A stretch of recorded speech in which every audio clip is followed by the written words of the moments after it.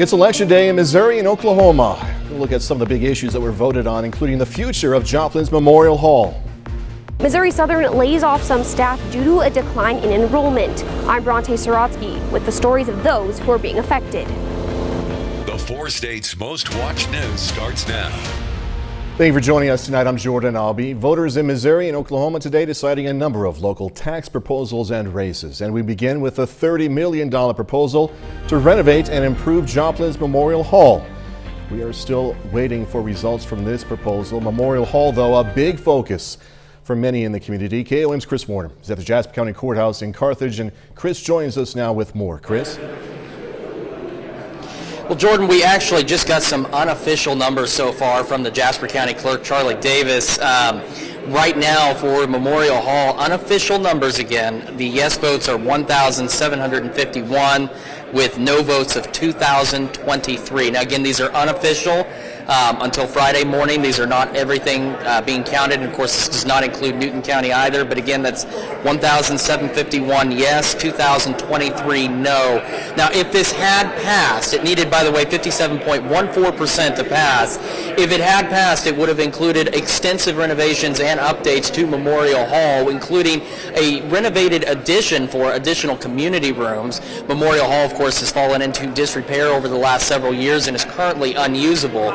Now, I did speak with Mayor Ryan Stanley. I did reach out to him, and he did say at this time there's not a plan B in place should this fail, but it will go back before council. Now, of course, council has an election this evening as well, and city officials say it'll be after the new council's elected and oriented, so it will be some time before the measure comes up before council again to determine what their next steps are. But again, this would have brought renovations to Memorial Hall and expanded the facility for additional uses.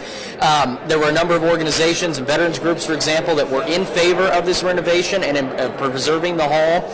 We did speak with one lady today that did say that she feels the money could be better spent elsewhere. So again, just one more time, 1,751 yes, 2,023 no. These are unofficial results, but at this point, the bond issue for Memorial Hall is failing. And of course, we're still waiting on numbers from Newton County, and we'll have more on these numbers and on results as they come in tonight on the KOAM News at 10. Jordan? KOAM's Chris Warner. Thank you so much as always. We are still waiting for results on several other issues. Among those we are watching tonight, an $11 million school bond proposal in Webb City would fund new classrooms, a virtual learning lab, theater renovations, and a new turf area at the middle school. Again, still waiting for results from this one. Also, storm shelters with the focus of a question for the McDonald County R1 school district. More than $21 million for new storm shelters at Anderson Middle School, Knoll Elementary, Rocky Comfort Elementary, and Pineville Primary. Still waiting on results from this one as well. We do have results from Oklahoma. Quapaw School District asking for $3.5 million to repair and remodel school buildings. This one passes. Staying in Oklahoma, voters in Commerce rejected a proposal for an additional 2% sales tax with proceeds to fund capital expenditures in the city. A number of communities today also voted on use taxes on internet sales. Some fire protection districts and townships also decided tax uses. You're going to find those in a few minutes. You can also see results from local government and school board races on our website, KOAMnewsnow.com. All right, meteorologist Doug Katie joining us now. It's been such a long day, I forget how you would describe the day. It's sunny, right? Yeah, it was a good day. Yeah, all right, man. It was warm, it was windy. We went 75 to 80 for most of us, and then we've had a few scattered thunderstorms out there throughout the evening hours, but our high 78 started at 53, normal high 67, so a pretty good chunk above where we should be for this time of the year.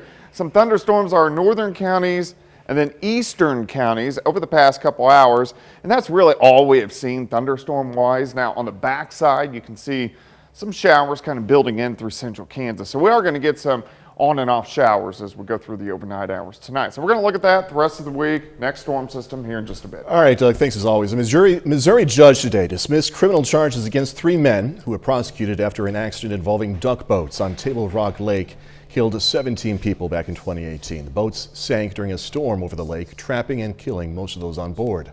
Now, the judge in the case said today while the 3 men charged were aware of the storm, there was no evidence they knew about its gust front and couldn't be held liable. Families of the victims called the decision, quote, disappointing. Missouri's Attorney General is considering refiling charges. Missouri Southern is seeing a 13.6% decrease in enrollment compared to 2020. Officials there say they've seen this decrease now for the past 5 years, and it's led to some staff being laid off. KOM's Bronte Sorotsky spoke with the university about this decision, as well as students and staff affected. It's going to be frustrating what it is, but I think we both realize that there's nothing much that we can do. Tennyson Williams is a communications instructor at Missouri Southern, but due to a decline in enrollment, he's being let go. My classes were usually pretty well received. It was really just due to budget concerns. They just need to make room in the budget, so unfortunately I fell on that list. Missouri Southern has seen a decline in enrollment over the last 5 years. They saw 5,045 students for fall of 2020. In 2021, they saw an enrollment of 4,358. We've gotten to a point where we need to make some adjustments to address those declines in enrollment and the declines in tuition that come with that, which includes laying off instructors such as Williams. But as part of that, we have found it necessary to do some layoffs and non-renewals for next year, and that's, of course, very difficult. Some Missouri Southern students say they're already starting to feel the effects of these layoffs. Megan Daniels, a junior at MSSU, says Williams was her advisor. When I got the news, it was really devastating, and it was hard to grasp. He's helped me through so many things. It's really hard to see someone so passionate about what he teaches being let go. President Van Galen says it's impacted the entire university, but says no academic programs are being removed. The entire university has had some impact, so it's not just a single department or area. One element I might mention, through these reductions, there are no academic programs that have been cut or eliminated. But Daniel says she still worries. Going into senior year, it's going to be kind of, I just hope that morale isn't down. Staff affected by the layoffs will be able to keep their jobs until June 30th. In Joplin, Bronte Sorotsky, KOAM News. About 6% of employees at Missouri Southern have been affected by these layoffs. The Ukrainians take their case to the United Nations Security Council today, asking world leaders to punish Russia for alleged war crimes. Fox News correspondent Alex Hogan has more now from Ukraine, and we caution this report contains sensitive images some viewers might find disturbing. It's a deliberate campaign to kill, to torture, to rape. Ukraine and the West ramping up diplomatic pressure against Moscow on Tuesday, one day after the Russian military was accused of executing hundreds of civilians near Kyiv, some of whom were tortured. Ukrainian President Volodymyr Zelensky taking this case to the UN Security Council, asking for a Nuremberg-style war crimes tribunal to hold Russia accountable.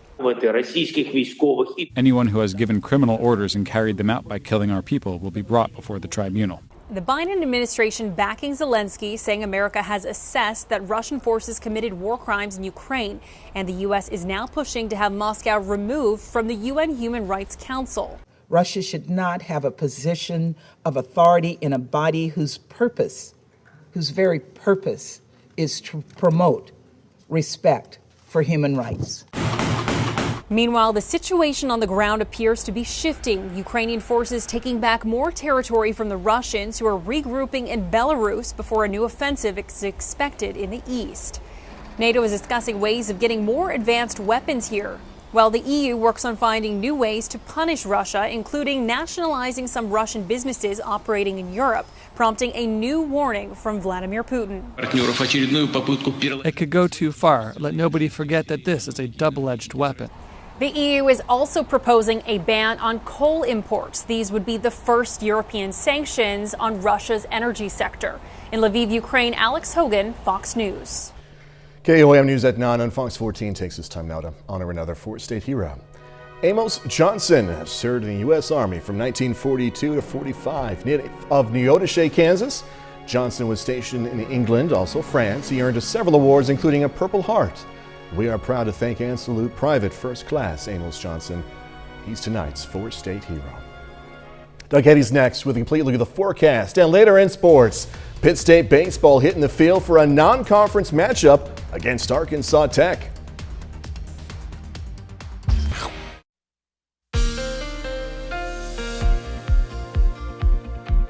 Well, it definitely turned out to be a warm day for us today. Temperatures fantastic. 60s yesterday. We dropped back low to mid 50s during the morning hours, and then we soared into the upper 70s to near 80 as we went into the afternoon hours today. We are going to cool down a little bit.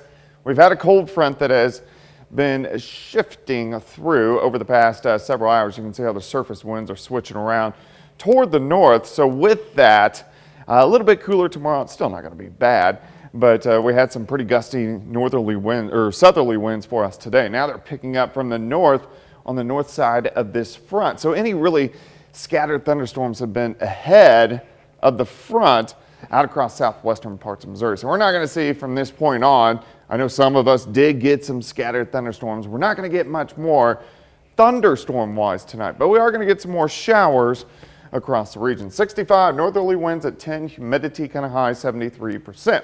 Scattered thunderstorms, northern counties earlier this evening, and then you can see they kind of started to develop in southwestern parts of Missouri, but most of us, we've been looking pretty good throughout the evening hours. Any thunderstorms now, really from Springfield over toward Monette, Aurora, Cassville, Eagle Rock, and then kind of stretching into northwestern Arkansas. But you can see on the back side, we do have these light showers. So we are going to get some showers rotating in for a portion of the region later on tonight, but they're all going to be gone by the morning. Big storm system just kind of wrapping up. It's a big upper level low.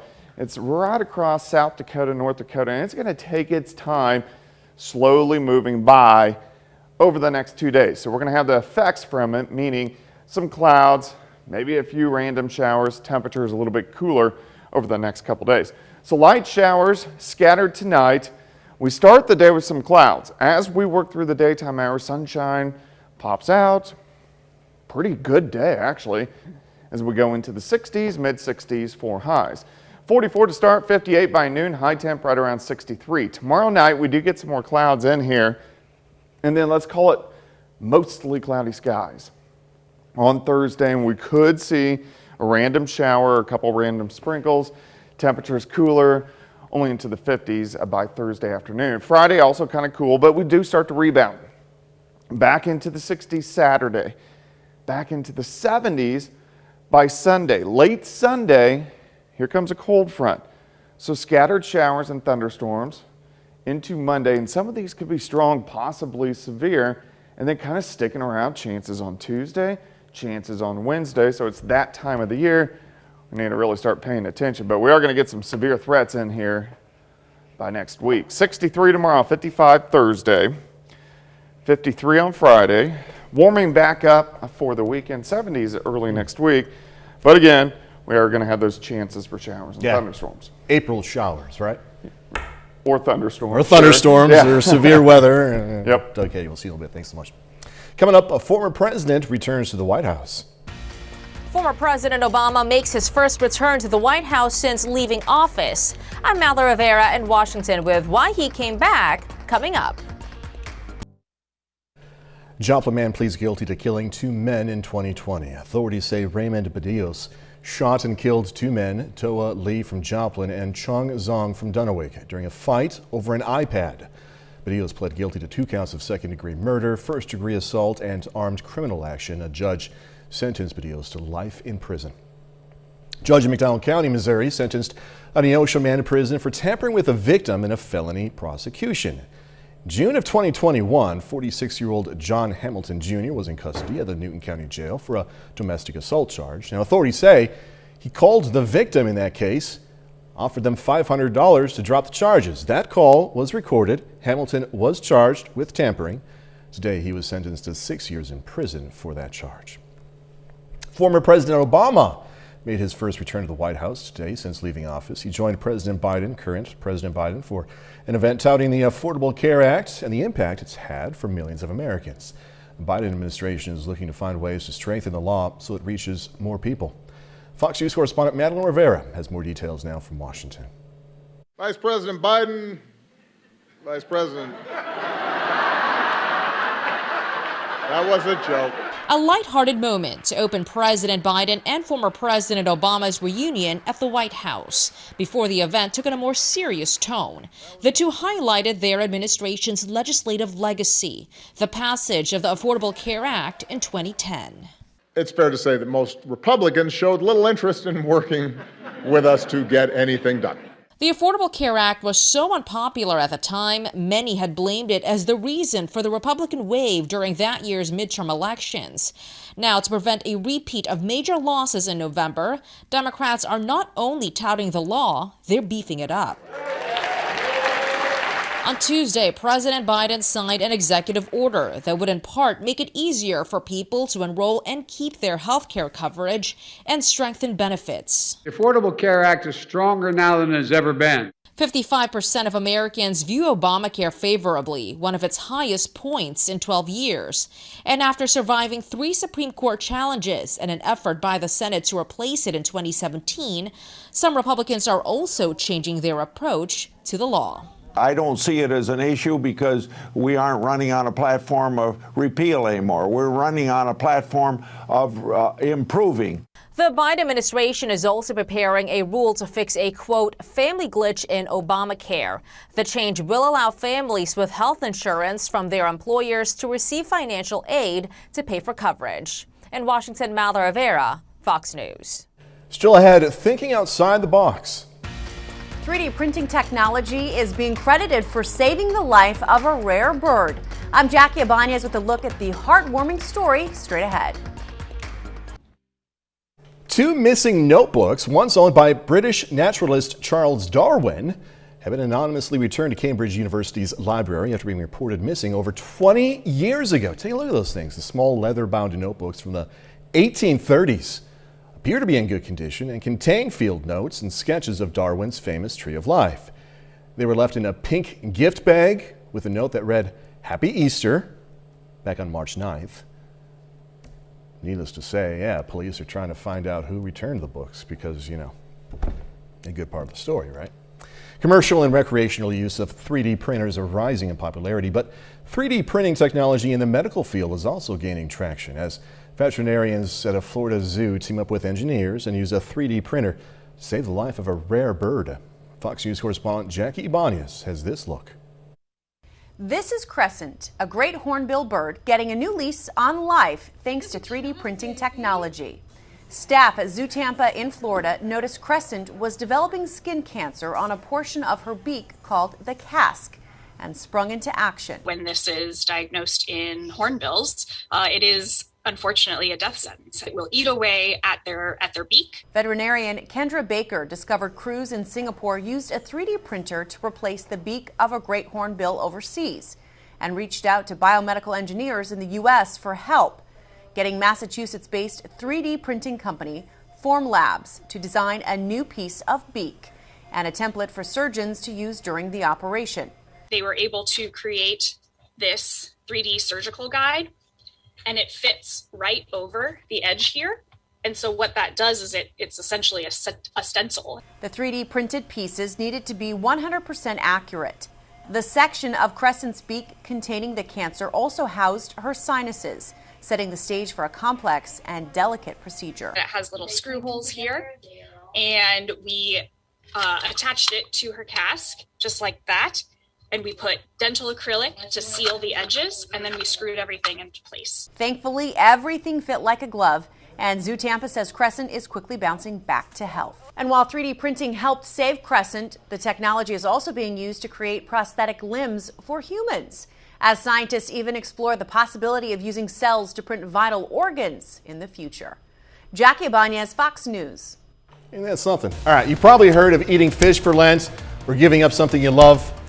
But next, going to meet a man who is living off of beer for Lent. An Ohio man who gave up food for Lent is sustaining himself on a diet, so-called, beer. Dell Hall is doing his beer-only diet for the 4th straight Lent.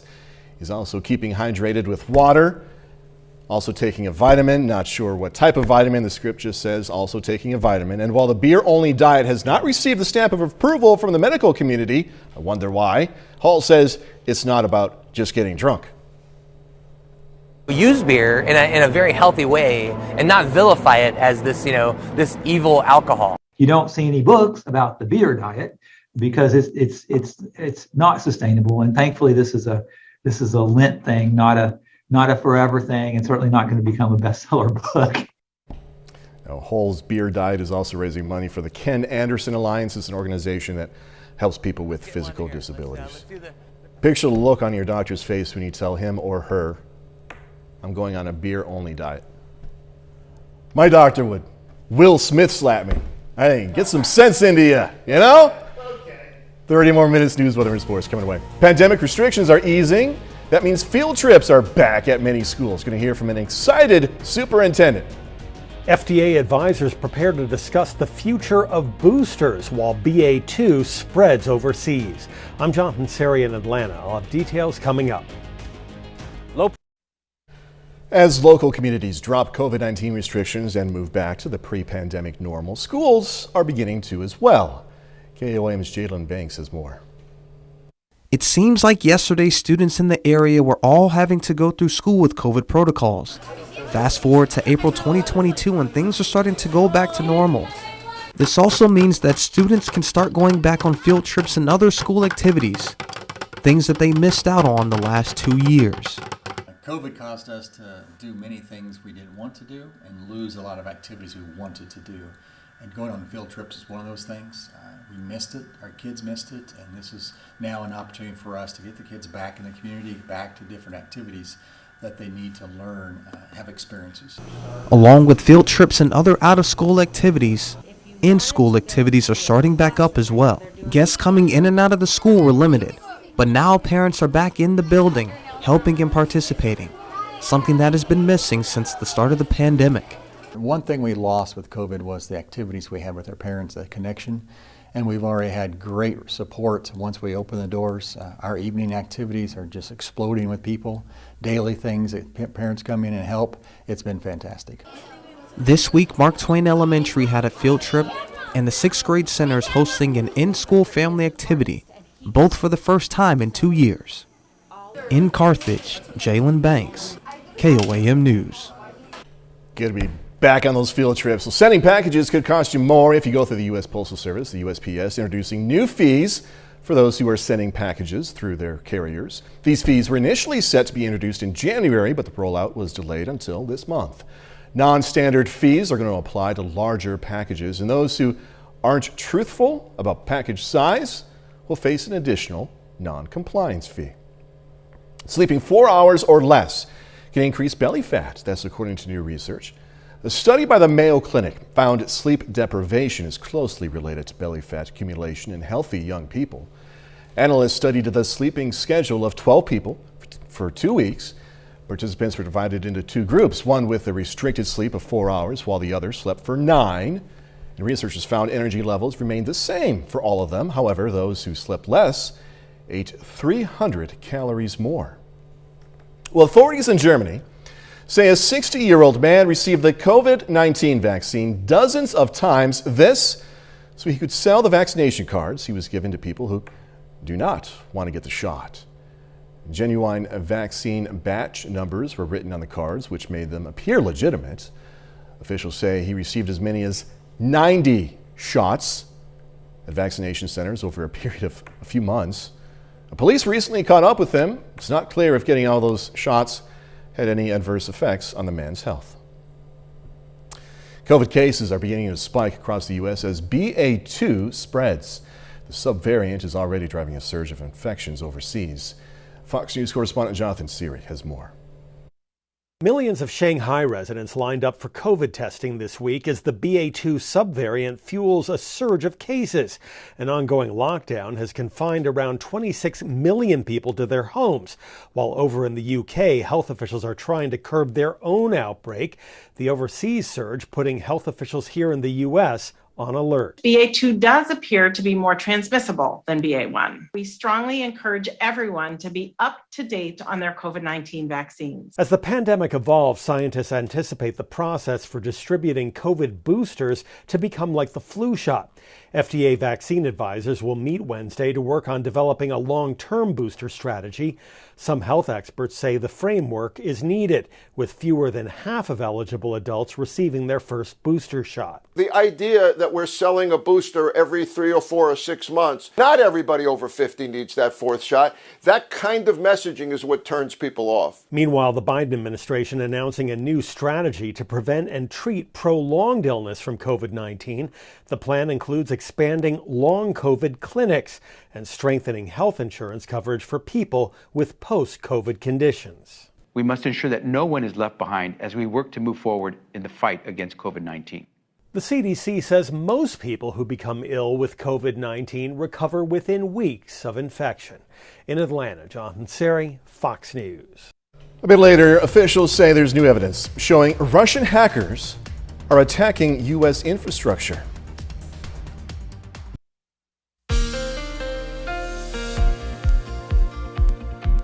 Well, it definitely turned out to be a great Tuesday for us today. Temperatures fantastic, upper 70s to near 80 degrees, quite a bit warmer than what we did see yesterday. But we're going to go the other direction. It's not going to be bad, but we are going to start to cool things down just a bit as we go into Wednesday, Thursday, and Friday. Tomorrow still overall looks pretty good. Northerly winds starting to kick in. Our front has been working through the region. So still temperatures are sitting into the 60s. It's not a strong cold front, but it will drop our temperatures a bit. But look at the winds. You can see the winds shifting around to the north. So here's our front right along the I-44 corridor, and the winds are actually picking up a bit behind it. So it is going to be kind of breezy as we go through the next couple days. Outside, here's 7th, here's range line sitting at 65, northerly winds at 10, humidity is at 73%. And as we go through the rest of the night, we are going to see some scattered showers. We had some scattered thunderstorms, northern counties, eastern counties over the past few hours. Besides that, most of us have stayed dry. You can see any thunderstorms now south of Springfield, north of Branson, and then as you work toward Table Rock Lake and Berry County. We do have some light showers on the backside, so some of these will start to work in later on tonight. So we are going to get some light scattered rain across the region. But look at this big storm system. It actually covers a lot of real estate, area of low pressure, the upper low across the northern plains, and it's going to take its time passing by. As it starts to pass on by, it's going to usher in a little bit cooler air for us, especially Thursday and Friday. So on and off, hit-miss showers for us tonight. All these are gone by morning. We'll have clouds to start the day. Sunshine pops out during the afternoon. Temperatures still pretty good. Most of us go into the 60s. 58 by noon, high 63. Westerly winds, breezy at about 10 to 20. Tomorrow night, we do start to get some more clouds in here. So we'll call it partly cloudy skies, and then most likely mostly cloudy on Thursday. And there may be a few hit and miss little showers or even a few sprinkles by the time we head into late Thursday. Clouds stick around Thursday night, and then we'll start to get some sunshine returning by the time we head into Friday. But it's going to be kind of cool on Thursday and Friday. We do rebound by the weekend back into the 60s. We're going to go into the 70s on Sunday. Most of the weekend looks pretty good. Late Sunday, we could get a few thunderstorms in here, but better chances on Monday. Some of these could be strong, possibly severe. Thunderstorm chances stick around. Tuesday, much of the same. Wednesday, showers and thunderstorms sticking around. So we are going to have a severe threat at least 2, maybe 3 days for us next week, which is typical for, by that time, the middle of April. 63 tomorrow, 55 on Thursday, 53 on Friday. Saturday looks pretty good, 64, 77 by Sunday. Yeah, almost 80 on Tuesday. Yeah, not too bad. Yeah. Doug Eddy, thank you. Coming up in sports, Missouri Southern men's basketball has a new head coach, plus Pittsburgh High School softball aiming for their first win on the road against Galena. Jacob Leonard has that and more next. April.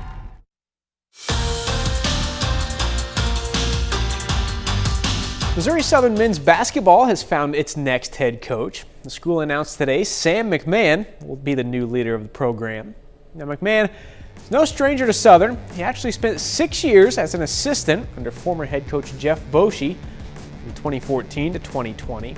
In those 6 seasons, the Lions won 124 games and made the Sweet 16 in 2019.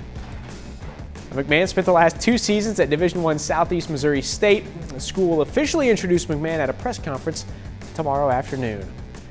The Kansas Jayhawks are once again back on top of the college basketball world. The Jayhawks rallied to beat North Carolina last night, 72-69. to claim the Division I men's basketball national championship. And Kansas completed the biggest comeback in national championship history Monday night. The Jayhawks were down 16 at one point in the first half and went to the break down 15. They outscored Carolina 47-29 in the final 20 minutes to take home their first national title since 2008. Took us back to when we were at K-State. The message, was obviously different. Coach he obviously challenged us, and he was amped up in there. But it was just a matter of us playing our game and executing in the second half and taking away what they were getting at in the first half. The group of guys as experienced as this and that have been around and know each other so well, it's kind of hard to see us get rattled. And I think we bounced back at halftime. Coach had a great message for us, and he challenged us to be better and to have more pride, and we did that. The Pittsburgh State Guerrillas are at home today for a non-conference game against Arkansas Tech. And coming into the day, the Guerrillas are 20-11 overall, including a 15-5 mark in MIAA league play. Now, today's game is game 8 of an 11-game homestand for Pittsburgh State. Second inning here, bases loaded for Caden Fowler. Goes opposite field. One hops over the wall for the ground rule double. That scores 2. Guerrillas go up 2-0. Fowler drives in 3 today. Later in the inning, Cruz Aranda lines it to left. That scores Mason Hartman and Fowler. Pitt State goes up 4-0. Arkansas Tech answers in the third. Sam Stevenson finds the gap in left center. All the way to the wall. That's a 2 RBI triple for Stevenson.